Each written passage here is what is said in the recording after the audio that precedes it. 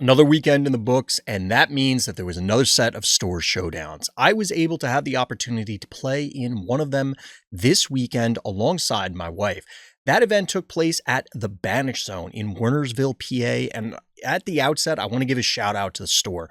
I had never been there before. I was not familiar with it. They had previously run a 1K, and I could tell as soon as we walked into the door that, yeah, this place loves Star Wars Unlimited. They had a ton of singles. Definitely an awesome looking store. It was clean. It had enough space for everything. And we had a great turnout. The staff was really cool. And we were talking to them throughout the event. And it sounds like they're probably going to be running stuff in the future. They definitely have a great scene out there. So like I said, shout out to them.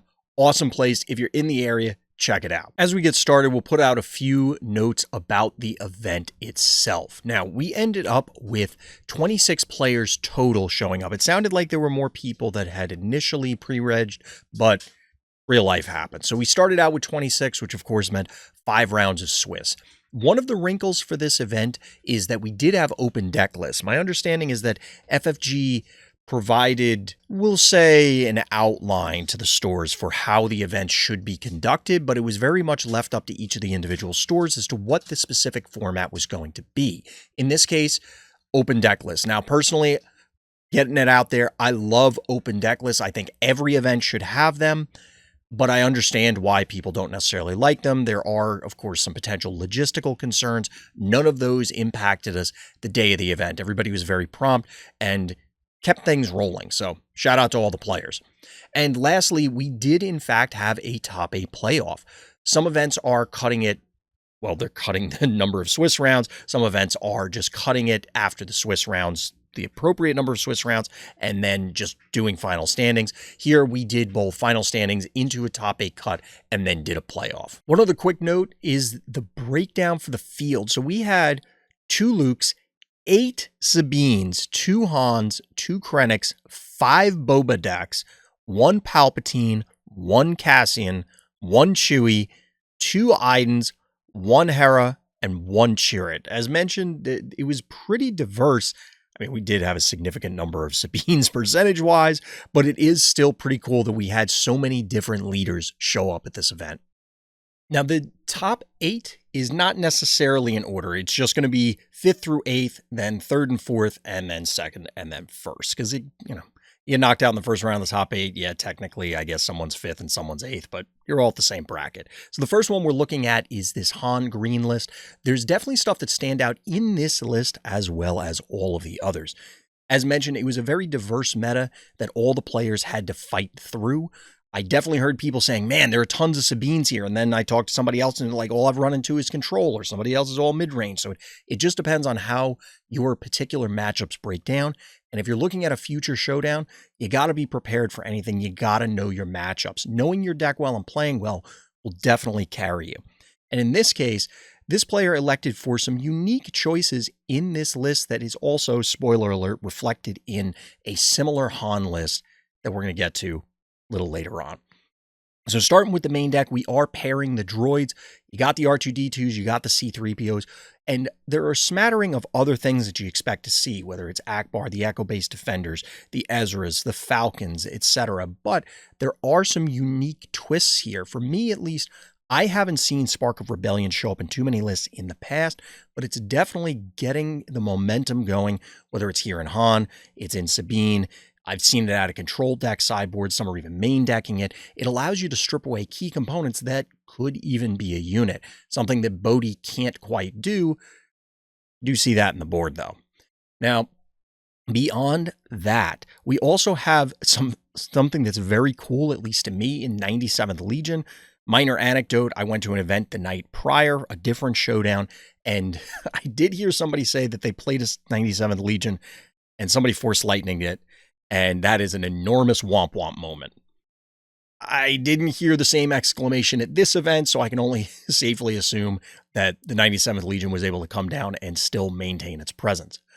In addition to that, we also see Wing Leader main deck, which is not something that I commonly see out of Han, but it can definitely catch people by surprise, put something out of range, maybe finishes something off, allows you to push for a few extra damage over the course of the game. A lot of different uses. all of a sudden those bright hopes that are stopping the skies or the echo-based defenders holding ground, they're a lot chunkier to get through. Can definitely be a challenge. But of course, Han can always do Han things, ramping out the man himself, whether it's the leader or the unit. Home one, U-Wings, even Chewbacca's coming down to try and stymie your opponent.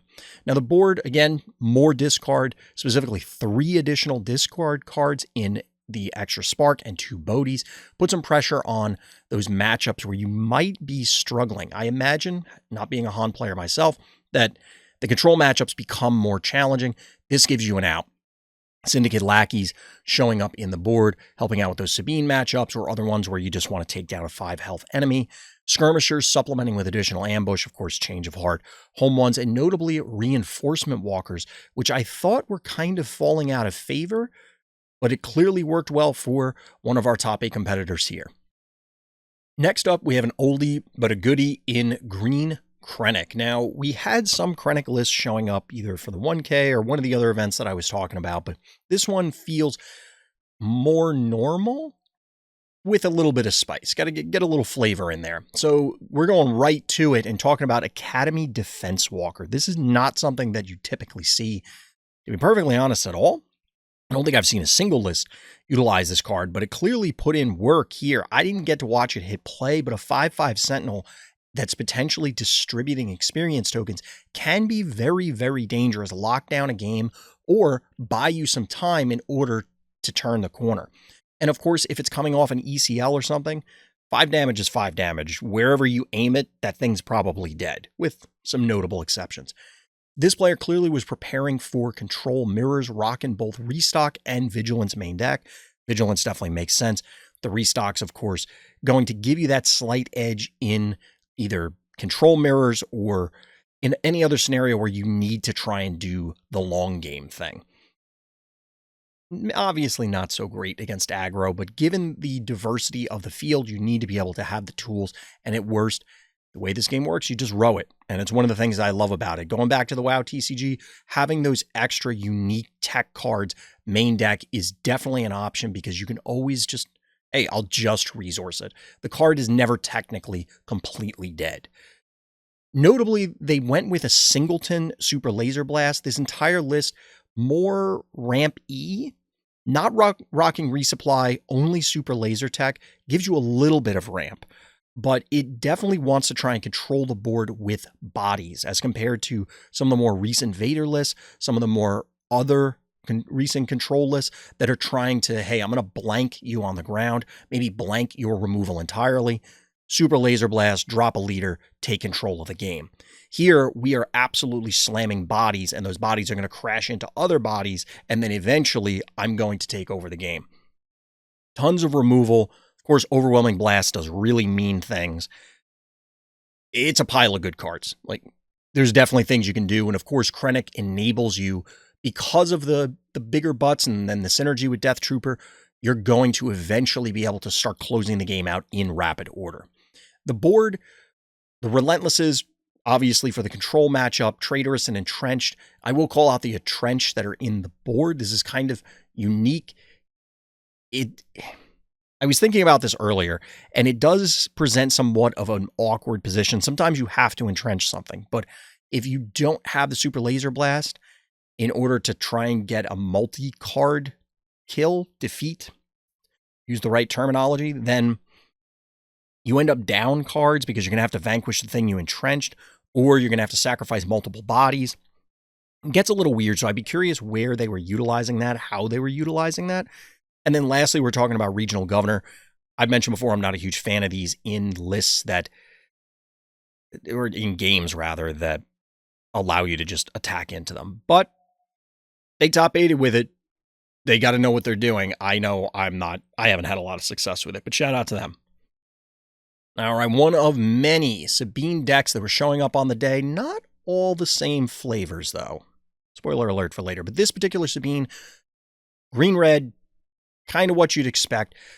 It is notably going towards some of the more recent techs. Some of the other content creators have been putting some ideas out there that are kind of spicy. Notably, I do want to call out that the Spec Force, only 2 main.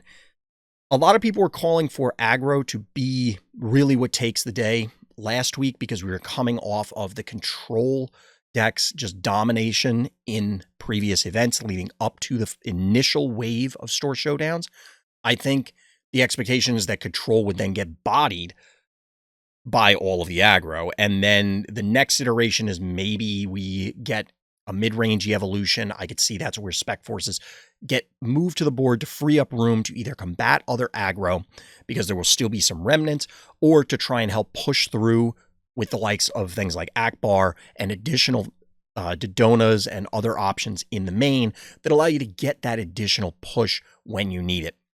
So I like these ideas, notably 8 pumps as opposed to the full 9 main deck. As mentioned, Akbar's showing up. The Bright Hopes got reduced compared to what we were seeing a lot last week. Dodona's brought up. Definitely, I mean, these are all elements that we see, including, of course, the R2-D2s that have been growing in popularity. The board featuring what you'd expect, the spare copies of various things in the main deck, disabling Fang Fighter to supplement, get rid of those traitorous, get rid of maybe an experience token here or there, entrench, different things that could present a problem. And then Zeb, which blew me out at the 1K in game 3 of the top 8, Zeb can definitely swing matches. It's a pretty cool idea. We may come back to that. But let's move on. Hey, this guy looks familiar. Oh yeah, who's got 2 thumbs and was running yellow boba? This guy. Probably wondering how I got here, record scratch meme. I want to do a separate video on this. There is definitely some weird stuff in here. I do love this deck. I anticipate this is what I'm going to be playing for the remainder of set 1 until we get new cards. I legitimately don't have a reason to switch. I really enjoy this deck. There were some tweaks I made to it between my Friday event and my Saturday event. I'm going to be maybe doing minor iterations on this, but I'm going to be playing Yellow Boba for the foreseeable future. If you have the opportunity, it's definitely a lot of fun to play. I'll tell you that, but keep an eye out for the next video. So moving on from the top 8, we now have our top 4. These players have advanced from that initial playoff round. First up is our Luke Green player, who I did play in the Swiss rounds, specifically the last round. And this is a matchup that I initially thought was a good one, or excuse me, was a bad one. Then I said, okay, I think I figured it out. And I was beating a bunch of Luke players and other mid-range players. And then I ran up against this particular person, and they've changed my opinion again. This was tough. So this Luke list is pretty cool. There are a lot of things that I like about it. So of course, first and foremost, there is an enormous amount of restore, like an incredible amount of restore main deck, notably devotions, which is something that has shown up in sideboards in a lot of places, but in main decks, at least as far as I've seen, not so much. Here, because of that, it makes some of these units feel immortal between shields and the extra health buff. They also are representing additional damage and, of course, changing the math on every base race. Huge problem when I played them. It was a big deal. That on top of restored arcs and Yodas and then possibly a redemption or whatever. There are different ways to continue preserving your life total in this deck while preserving your units. It made math very complicated and very difficult. Speaking of complicated and difficult, well, it was more difficult than complicated. Imagine for a moment a 7/8 Luke with a shield, because that's what you get with Luke's lightsaber and your leader. I mentioned earlier I was on Boba. That 7 number is kind of important, and it's probably very important for a lot of other players as well, whether it's aimed at your leader or it's aimed at your base. Most bases are not taking hits for 7 for very long before they are suddenly reduced to rubble. Luke, it kind of makes sense. Luke he's a big deal from what I've heard. Now, the rest of the list, there's a lot of things I want to call out, so we're going to kind of run through them quickly. Make an opening, takedown, the wing leader. These all got squeezed in at varying numbers, not quite the full play set, and also redemption. So it would have been very easy to say, go on a full complement of U-Wings, go on a full complement of Home Ones. I'm not a Luke player. I've seen a variety of different lists, but a lot of them seem to be more unified in that it's full 3-ofs across the board. But the reason why I like this is because of the way the resourcing works in this game. I played a ton of games. I started Magic in 94, but my favorite game of all time is the World of Warcraft TCG, which had a very similar resourcing mechanic to Star Wars Unlimited. And one of the things in that game is, hey, there are no dead cards because you can always just make them a resource. Here, if make an opening is great in this matchup, hold on to it.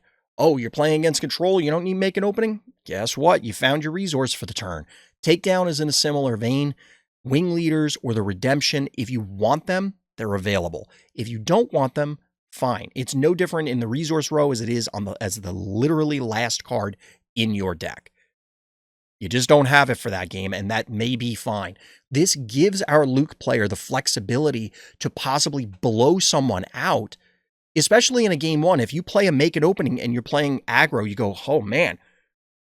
Admittedly, we had open deck lists, but you could picture in someone's head, wait, how many of those are they running?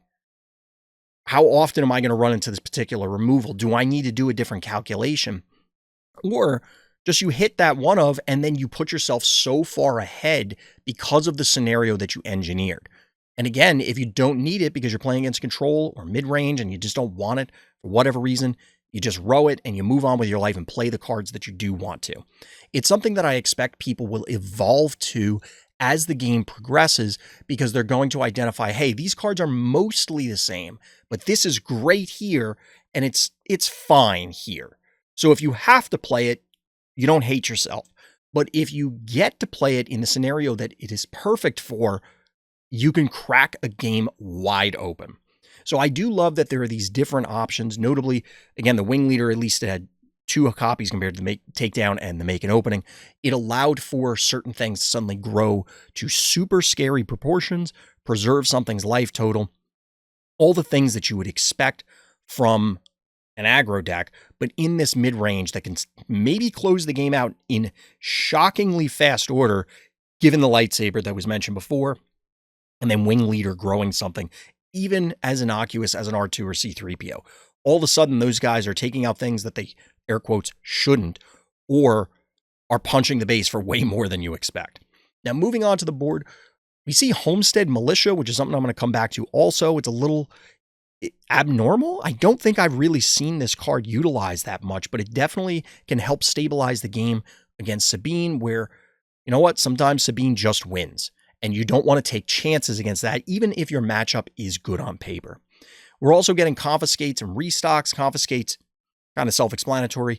The restock actually kind of stymied me a little bit. I don't, or confused me, I guess, would be a better way to put it. It's just, I would love to hear from the pilot to find out why they wanted to run the restock. I would expect the game is already decided by the time you're restocking against control, but I'm not a Luke player, so I don't know. Regional governors I talked about earlier, not a huge fan, but clearly they helped this player advance this far, so they have to have value. The Colonel definitely gives you some extra healing, more stabilization against aggro, and then, of course, Vanquish for control matchups to try and side in, probably for the make an opening, in order to just snipe any particular thing that hits the board, whether it's an enormous child sin if you really have to, or even an Avenger late game. Yeah, it'll get something, but you got to get rid of it somehow, and throwing bodies at it probably isn't the answer. So congratulations on the top 4. I actually played against a number of people, at least 3 on my way to, and well, counting the top 8, I guess. I played against a number of these players. In this case, I was eliminated by this Han player in the round of 8. And this was definitely very challenging, very close games. I don't feel great about the Han matchup, personally. It's something that has kind of mystified me in my career thus far. Maybe I'll figure it out since, as I mentioned earlier, I'm going to be playing Boba Yellow for a while. Or maybe it'll be one of those things and I won't get a chance before set 2 rolls around. Either way, Han does Han things. But sometimes there are different ways to go about the same game plan. Here, we're seeing the full complement of Spark of Rebellion main deck. That is a great way to try and just absolutely crush your opponent's plans. And it did to me in, I believe it was game 2, stripping away a key bouncer when I needed it. Just left me with literally no turn 5 play. Oops, I guess I lose. So the Spark of Rebellion can definitely put it in a lot of work. Of course, the flexibility of taking anything as compared to Bodhi, which is in the board, of Bodhi only targeting non-units. Spark can hit units, and therefore it's good against anything that has cards in hand, which, given the draw 2, that's probably going to be most decks on most turns. Notably, compared to other Han decks, we got the Homestead Militia. Remember I said I was going to come back to that. This thing helps stabilize, can definitely lock down the board. Given the ramp nature of the deck, guess what? You're going to get there. Like, you don't have to worry about necessarily as much as other decks getting to the appropriate resource count, and then it becomes a very efficient Sentinel for the cost.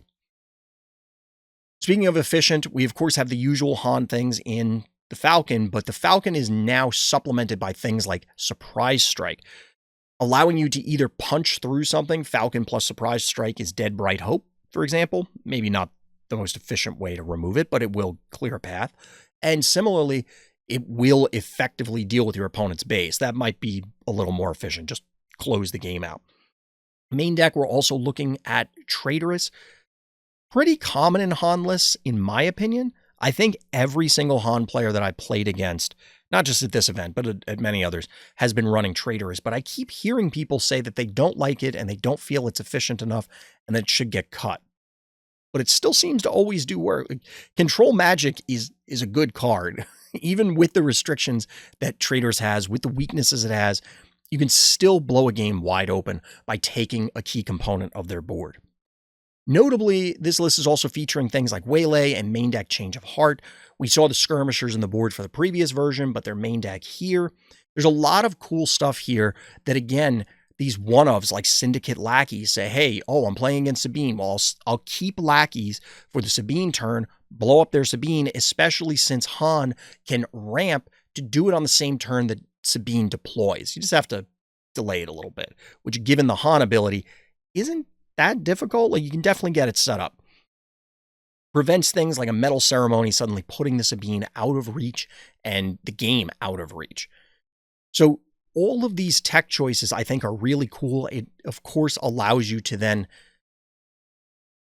if I don't want it, I don't need it. I know I'm repeating the same points, but especially in Han, where, I'll ramp into this thing and blow the game out. Or these are effectively the same thing. They're just slightly better in this scenario or slightly worse in there. Sometimes you want Reinforcement Walkers. Sometimes you want Home 1. You don't have to choose. It can be both, or have both in the main deck anyway. So it's definitely cool to see this particular list. The board also features something really spicy in Cunning. The Bamboozle, the Bodhi, the Change of Heart, the Home 1, the Reinforcement Walkers. Okay. They make sense in different numbers that you would want extra copies or swap things out because walkers are better than this or that or whatever the case may be. But the Cunning I keep coming back to as something that's really spicy. You're going to have to pay extra, similar to Vigilance in other lists, but Cunning is a beating. Take it from me. I played a lot of Cunnings. I've been beaten by a lot of Cunnings. It's a beating. Definitely seems like it could be here. And now we're on to the finals. We're going to look at our runner-up. It is Green Sabine. Apparently people hate the name Green Bean. I don't know. I don't know why that bothers them. I like green beans. Both the deck and the food. I don't know.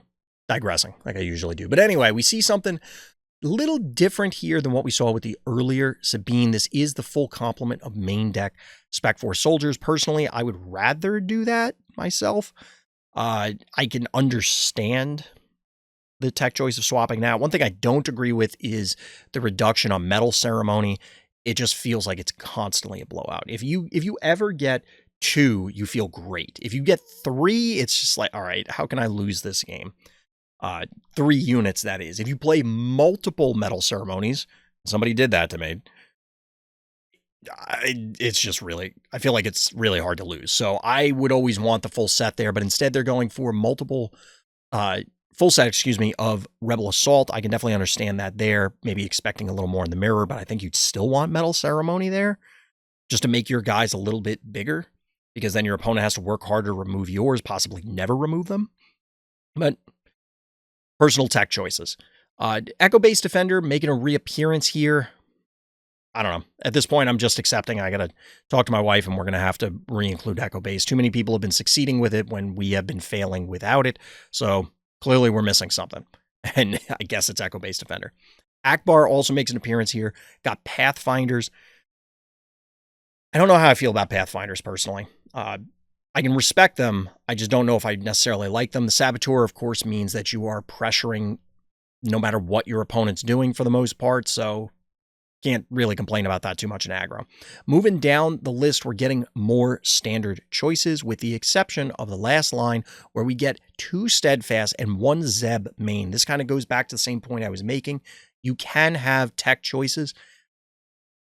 This one's a little bit weirder because the Steadfast represents such a crazy potential turn if Sabine's out and then you can ECL out of Steadfast. That's just living the dream. You could also live the dream with Zeb and just blow up their entire board and really put your opponent in a hole. It doesn't have the overwhelm. It doesn't give something +2/+2, but you can kill 2 targets with it, hypothetically anyway. It also notably is light side or heroism, whatever the aspect is called. It matters because sometimes you flip less light side stuff for a cause, and Zeb adds to that count. Now we move into the board, and that of course has the other Steadfast and extra Zeb. This will allow the pilot to tweak some of these things so that way they can maximize whatever their chances in a given matchup. Extra copies of the Heroic Sacrifice, Bright Hopes in the board, as well as Disabling Fangfighter.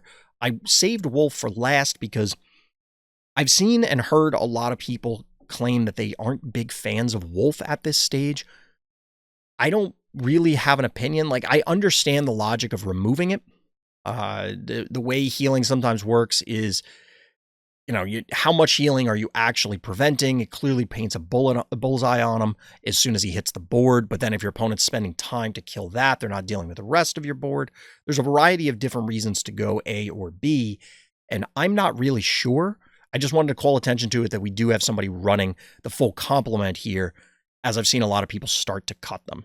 Last and of course not least is our champion on Sabine Yellow or Blonde Sabine, however you prefer. This is something that some of our locals are trying out and they've been enjoying it. Something that I want to try out, and I know my wife was looking at because she is our Sabine player, and it is really cool. Rogue operatives allow you to apply an enormous amount of pressure, and it's very, very challenging to deal with. And of course, Millennium Falcon, whether if it has to be used for board control, or here where it represents 3, possibly 6 out of hand, if you just happen to have a spare one laying around, you can push an enormous amount of damage with the, call it, mini fire spray. Also really cool, sneak attack. Sometimes you can set up some really wild turns with the cost reduction and do some crazy things, notably with the spicy 1 of Black 1. Well, I guess it's kind of a 2 of because there's 1 on the board. We'll come back to that. The rest of it is kind of what you're expecting to see in the Sabine list. It's definitely something I want to try out because there's a lot of cool ways to continue pressuring. And then, of course, Surprise Strike onto Saboteurs means that, hey, I don't really care what your board state is. I'm punching your base, and you can get there. You, of course, lose the ping. You, of course, lose the ECL. But you do get so many fun tools that I really want to try this and see where it goes. Now, coming back to the board, we'll start off with the Black 1. I don't know what scenario you want 2 of them in, because I imagine most of the time Black 1's coming down off of sneak attack. And the intent, at least in my head, having not played it, would be you sneak attack out the Black 1, and the goal is, hey, I'm going to push damage.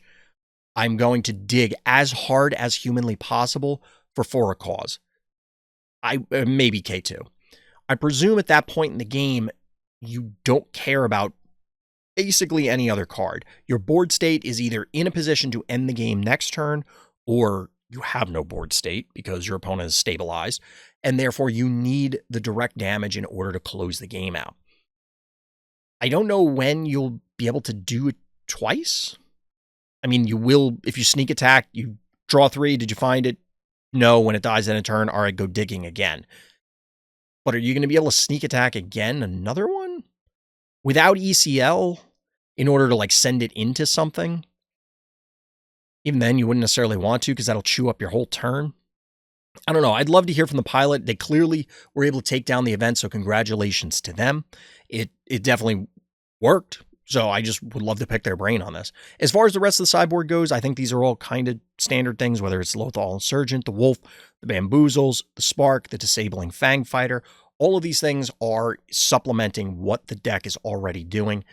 Definitely makes a lot of sense. It's pretty cool that we saw Sabine fight through this field of tons of different decks, including bad matchups. Like, I would have expected that the Han and or the Luke should have bodied either Sabine, but that wasn't the case. Not only did one of them make it through, both of them made it through. And that's after they made it through this entire field, which, as mentioned, was sporting both a ton of mirrors as well as other decks. So that is our entire top 8. Once again, shout out to the Banish Zone. Shout out to all of the top 8 competitors, and shout out to all of the players. It was definitely a lot of fun visiting this store. As I said earlier, I had never been there. Everybody was very welcoming. The store was great, and I'm definitely looking forward to any future events that they host. So if you're out in the area, and like I said, I'll leave a link for them in the description, definitely check it out. I'm looking forward to the rest of the season. Let me know how you're doing in your showdowns, what you've been playing, because I mean, I keep turning around. It's like, yeah, that's cool. Oh, that's a unique idea for this deck.